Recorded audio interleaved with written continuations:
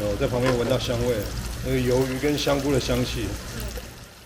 亚洲餐旅学生黄凯云熟练地将香菇、干鱿鱼、豆干、芹菜依序下锅翻炒，看似是在料理中菜，但其实是在准备西点面包的内馅。客家小炒口味的面包，你吃过吗？原来这是为了参赛，亚餐师生经过脑力激荡后所想出的创意结合，而且不光只是创意，其中也包含了惜食爱物的原因。阿公家会有很多剩余或者是多的食材，但不是因为不好看不能吃，所以想要结合这些食材，然后启发了然后有比赛这一次机会，然后想要加入到其中。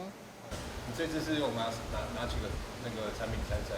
有客家小炒的吐司，然后那个三杯鸡的甜面包，然后还有一个红咖喱的咸派，还有木瓜洛神的甜派。因为不想浪费阿公辛劳栽种的心血收成，黄凯云便向学校老师请教讨论，经过一次次实作调整，成功将阿公的作物料理成三杯鸡、客家小炒等经典台菜，将这份亲情与习食观念包进了面包里。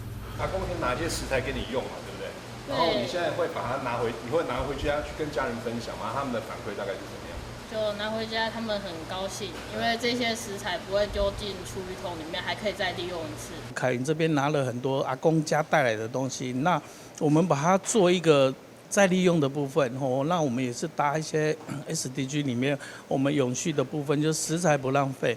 对，那怎么样让这些食材再利用？其实第一个就是我们要先去了解它食材的特性，那什么跟什么加起来它的风味会比较好。那其实在这个组合之前，我们已经试过了很多种。对，那其实他们也一直尝试，也一直在吃到其实他们也有一点害怕啦，他们来讲。可是到后来他们也一直坚持下去。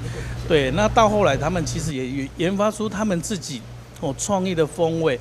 从1956年创校至今，亚洲餐旅培育出许多餐饮业界人才。校长林世泽表示，学校一向鼓励学生勇于参赛，也尽所能提供资源，帮助学生争取荣誉。学校一向都很鼓励我们的学生参加各式的比赛。那这次我们参加台南在地的昆山杯，那最远我们曾经也让我们的学生到了菲律宾比赛，那甚至到台东参加比赛。那学校这边是非常的支持。我们在不管是材料费的比赛的时候啊，最需要就是材料费。那我们提供材料啊，让学生可以做练习。那也很感谢我们学校的老师，总是在上课时间之外啊，下课之后也愿意留下来，那陪着同学一起做练习。那所以我们在这几年都能够有在餐饮的比赛都能够有很好的成绩。